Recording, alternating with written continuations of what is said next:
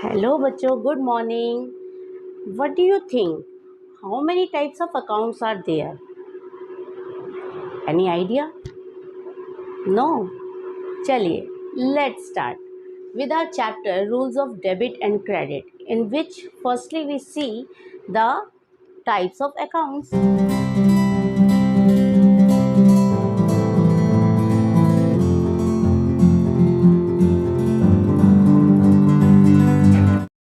So welcome to Study Point. चलिए, सबसे पहले हम देखते हैं बेटे classification of accounts.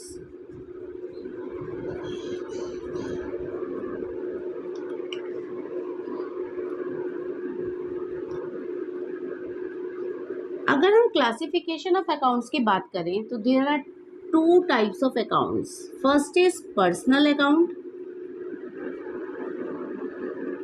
And the second is impersonal account.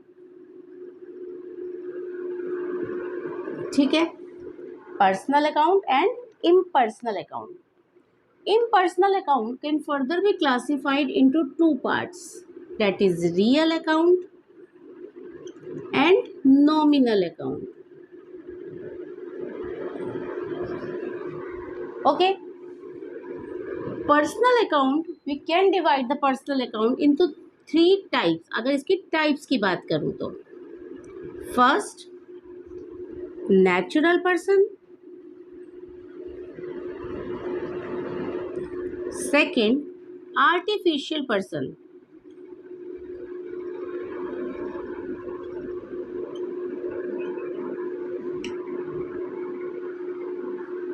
ठीक है, and the third is representative person.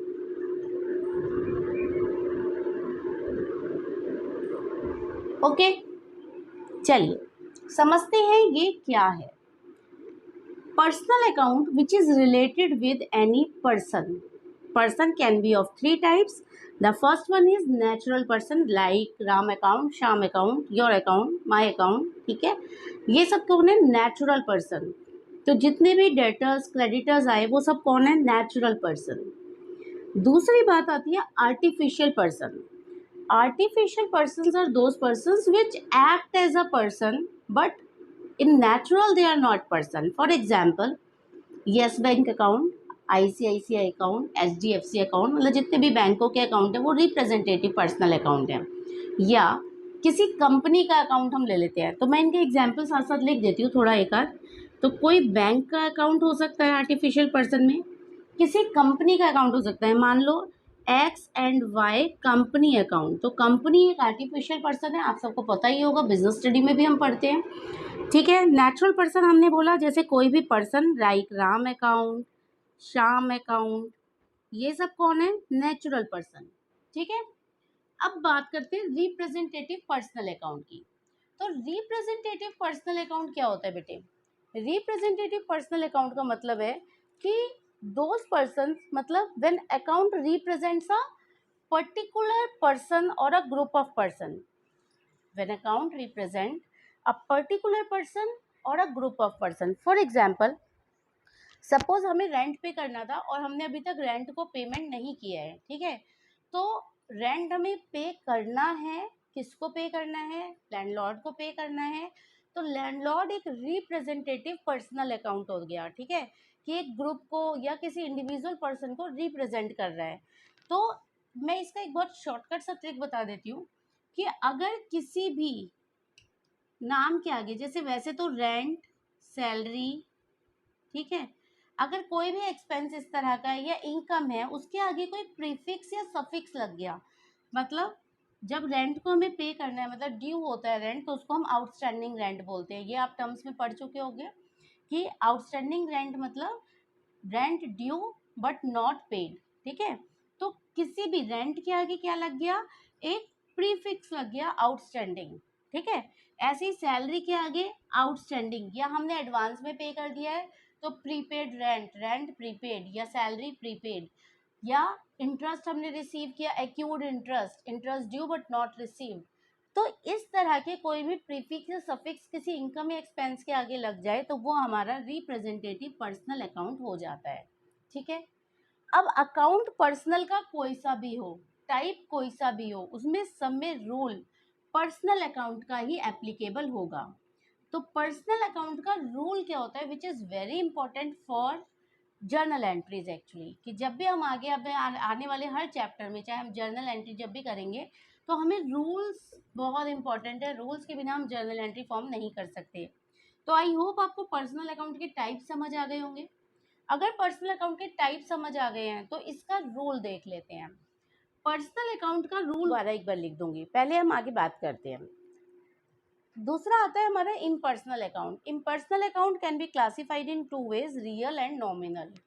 Real account is related with anything which have a value in money. कोई भी चीज़ जिसकी वैल्यू मनी में मेजर की जा सकती है वो रियल अकाउंट के अंदर आते हैं। इसके अंदर हमारी सारी एसेट्स आ जाती हैं, ठीक है। फिक्स्ड एसेट्स भी हो सकती है, करंट एसेट भी हो सकती है। Mostly real account is related with fixed asset, साथ में कैश भी आ जाता है इसके अंदर, और गुडविल, पेटेंट्स, इस तरह की एसेट्स भी है। तो इनटेंजिबल एसेट्स भी इसके अंदर रियल के अंदर आती हैं। तो रियल के अंदर हमारी सारी फिक्स्ड एसेट्स, इनटेंजिबल मतलब टेंजिबल इनटेंजिबल एसेट्स, और साथ में कैश अकाउंट भी इसके रियल के अंदर शामिल किया जाता है। All assets related with real account, ठीक है। Nominal account is related with expenses and revenues, ठीक है। एक्सपेंसेस और रेवेन्यू से रिलेटेड अकाउंट को हम क्या बोलते हैं, नॉमिनल अकाउंट बोलते हैं, ठीक। तो अगर आपको इनके क्लासिफिकेशन समझ आ गया है तो चलिए अब इनके एक बार रूल देख लेते हैं। पर्सनल अकाउंट बेटे किसी भी टाइप का हो, ठीक है। पर्सनल अकाउंट का रूल, चाहे वो नेचुरल पर्सन है, आर्टिफिशियल पर्सन है, या रिप्रेजेंटेटिव पर्सन है, इसका रूल होगा debit the receiver, credit the giver, ठीक है। पाने वाले को डेबिट करो, देने वाले को क्रेडिट करो, debit the receiver, credit the giver, okay. दूसरी बात करते हैं रियल अकाउंट की। Real account is related with assets. Real account का रूल होता है डेबिट व्हाट कम्स इन, यहाँ लिख देते हैं, क्रेडिट व्हाट्स गोज आउट। जो आ रहा है उसको डेबिट करो, जो जा रहा है उसको क्रेडिट करो। फॉर एग्जाम्पल, इसका एग्जाम्पल से समझा भी देती हूँ। Suppose purchase furniture in cash ₹1000, कि हमने 1000 का कोई फर्नीचर क्या किया, परचेज किया है। अभी हमने क्या बोला, डेबिट व्हाट्स कम्स इन, क्रेडिट व्हाट्स गोज आउट। जब मैंने फर्नीचर परचेज किया तो फर्नीचर और कैश दो चीज़ें इन्वॉल्व हो रही हैं। अकाउंटिंग क्वेश्चन किया होगा आपने, ठीक है। नहीं किया तो आप हमारी अकाउंटिंग क्वेश्चन की वीडियो देख सकते हैं। तो फर्नीचर हमारे पास आ रहा है, ठीक है। तो डेबिट व्हाट्स कम्स इन, जो आ रहा है उसको डेबिट करो, तो क्या एंट्री बन जाएगी, फर्नीचर अकाउंट क्या हो जाएगा, डेबिट हो जाएगा, ठीक है। और जा क्या रहा है, कैश जा रहा है, तो क्रेडिट व्हाट्स गोज आउट, तो कैश अकाउंट हमारा क्या हो जाएगा, क्रेडिट हो जाएगा। अभी जर्नल एंट्री की बात नहीं कर रही हूँ क्योंकि जर्नल एंट्री नेक्स्ट चैप्टर का पार्ट है। तो फिलहाल ये बात आपको आई होप समझ आ गई होगी, ठीक है। चलिए चलते हैं थर्ड, नॉमिनल अकाउंट पे। अभी बताया था nominal account is related with expenses and revenues. इसका रूल होता है debit all expenses and losses, credit all incomes and gains, ठीक है। कि जितने भी एक्सपेंस या लॉस हैं उनको डेबिट करो, और जितनी भी इनकम्स एंड गेन्स हैं उनको क्या कर दो, क्रेडिट कर दो। फॉर एग्जाम्पल, सपोज हमें दिया हुआ है पेड रेंट ₹500, तो यहाँ पे क्या है, रेंट क्या है मेरे लिए, एक्सपेंस, मैंने रेंट पे किया, रेंट क्या है, एक्सपेंस, तो रेंट क्या हो जाएगा, डेबिट, ठीक है, as per the rule of nominal account. Suppose received interest, अच्छा इसी के साथ बता देती हूँ, रेंट पे किया है तो कैश में ही किया होगा, तो रेंट हो गया डेबिट। कैश क्या है मेरा, कैश रियल अकाउंट का पार्ट है, ठीक है, एसेट है। तो कैश का रूल क्या था, क्रेडिट वर्ड्स गोज आउट। जब रेंट की पेमेंट करी तो कैश जा रहा है, तो यहाँ पे क्रेडिट क्या होगा, कैश क्रेडिट हो जाएगा। समझ आया, एक ही ट्रांजेक्शन में किसी भी अकाउंट का रूल अप्लाई हो सकता है। अच्छा एक और देखो, रिसीव्ड इंटरेस्ट, ठीक है, इंटरेस्ट रिसीव किया ₹1000।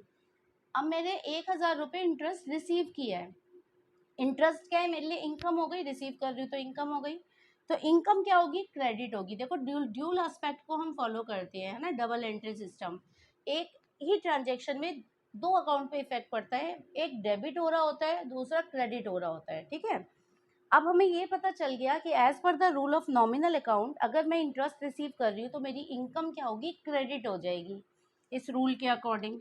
तो यहाँ पे जो इंटरेस्ट है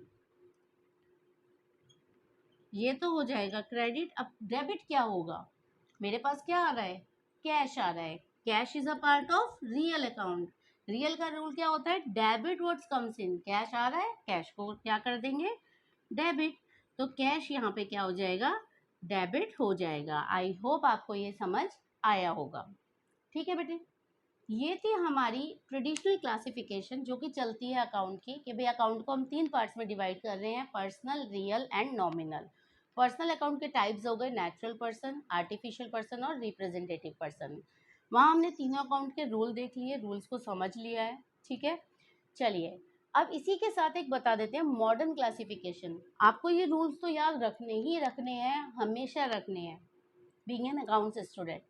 मॉडर्न क्लासिफिकेशन से भी आप ट्रांजेक्शन्स को आसानी से समझ सकते हैं कि पर्टिकुलर ट्रांजेक्शन डेबिट होगी या क्रेडिट होगी। तो कभी कहीं नहीं समझ आता है या कई बार आपसे क्वेश्चन में स्पेशली पूछ लिया जाता है कि मॉडर्न क्लासिफिकेशन से बताओ, तो उस कंडीशन में आप मॉडर्न क्लासिफिकेशन को यूज़ करेंगे, ठीक है।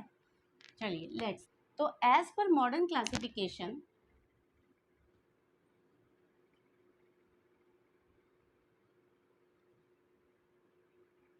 ठीक है, अकाउंट्स को टोटल 5 पार्ट्स में डिवाइड करते हैं, okay. First part is assets, second capital, third liability, fourth expense और फिफ्थ रेवेन्यू।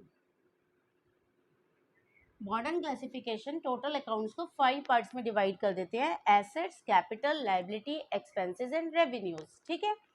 अब इनके लिए रूल देखो, ये कहते हैं ये आपका अकाउंट है, एसेट अकाउंट, ये डेबिट साइड है, ये इसकी क्रेडिट साइड है, कि जब भी एसेट इंक्रीज होगी तो डेबिट कर दो, और जब भी डिक्रीज होगी तो क्या कर दो, क्रेडिट कर दो, ठीक है। इसको ऐसे भी बना सकते हो जैसे आपको याद रहे, ठीक है, कि जब भी एसेट इंक्रीज होती है, यानी कि मान लो सेम ट्रांजेक्शन लूँ, परचेज फर्नीचर, ठीक है, तो फर्नीचर क्या है, एसेट है, एसेट इंक्रीज हो रही है तो क्या कर देंगे, डेबिट कर देंगे। कैश डिक्रीज हो रहा है, एसेट है, तो क्या कर देंगे, क्रेडिट कर देंगे। आई होप समझ आया होगा। दूसरी बात करते हैं कैपिटल की। कैपिटल अकाउंट का क्या रूल है, ये डेबिट है, ये क्रेडिट है, कि जब भी कैपिटल इंक्रीज होगी तो उसको क्या कर दीजिए, क्रेडिट, उल्टा अपोजिट, और जब भी डिक्रीज होगी तो उसको क्या कर देंगे, डेबिट, ठीक है। पहले रूल देख लो उसके बाद बताते हैं। मान लो कि कैपिटल इन्वेस्ट करी है बिजनेस में, तो invested capital ₹50,000 in a business, तो 50,000 की कैपिटल इंक्रीज करी, इन्वेस्ट करी, तो कैपिटल इंक्रीज हो रही है, तो वो कहाँ एंट्री की जाएगी, वो क्या होगी, क्रेडिट होगी, ठीक है। चलिए थर्ड है लाइबिलिटी। लाइबिलिटी का भी सेम रूल है कि अगर लाइबिलिटी इंक्रीज हो रही है तो क्रेडिट, और अगर डिक्रीज हो रही है तो डेबिट, ठीक है। सेम रूल, कैपिटल भी लाइबिलिटी होती है फॉर्म के लिए, और लाइबिलिटी तो लाइबिलिटी है ही। चलिए उसके बाद बात करते हैं एक्सपेंस की। एक्सपेंस अकाउंट का क्या रूल है, ये इसका डेबिट साइड, ये credit side. Same rule expenses के लिए है, एक्सपेंसेस एसेट वाला सेम रूल, कि when expenses increases then debit, और व्हेन डिक्रीजेस देन क्रेडिट, ठीक है। जो एसेट पे अप्लाई होता है वही एक्सपेंस पे भी अप्लाई होता है, कि जब भी एक्सपेंसेस बढ़ेंगे हमारे, जैसे मैं रेंट की पेमेंट कर रही हूँ, सैलरीज की पेमेंट कर रही हूँ, ठीक है, तो मेरे एक्सपेंसेस इंक्रीज हो रहे हैं, एक्सपेंस इंक्रीज होंगे तो डेबिट कर दो, और अगर डिक्रीज होंगे तो उनको क्या कर देंगे, क्रेडिट कर देंगे। रेवेन्यूज का रूल देखते हैं बेटे। रेवेन्यूज के लिए ये इसकी debit side, credit side, liability और कैपिटल वाला रूल, कि अगर रेवेन्यूज इंक्रीज होते हैं तो क्रेडिट, और अगर डिक्रीज होते हैं तो डेबिट, ठीक है। तो इन शॉर्ट हम कह सकते हैं कि एसेट और expenses follow the same rule, कि when increases it should be debited और when decreases it should be credited. And capital, ठीक है, liability and revenue follow the same rules, कि when increases they all are credited and when decreases then debited। तो I hope इससे आप transactions को आराम से समझ और कर पाएंगे, ठीक है, क्योंकि बेटे अगर आपको रूल्स आ गए तो you can easily able to do the journal entries, और without journal entry you can't even do other chapters like ledgers and all. तो rules are very important, this is very very very important chapter. आपको rules पता होना चाहिए, modern classification से भी और traditional classification से भी, ठीक है। तो आई होप आपको हमारा ये चैप्टर समझ आया होगा। मिलते हैं अपनी नेक्स्ट क्लास में इसी चैप्टर के कुछ क्वेश्चंस के साथ। तब तक के लिए bye bye, good day. If you like our video तो don't forget to like, subscribe and share our videos. Bye bye.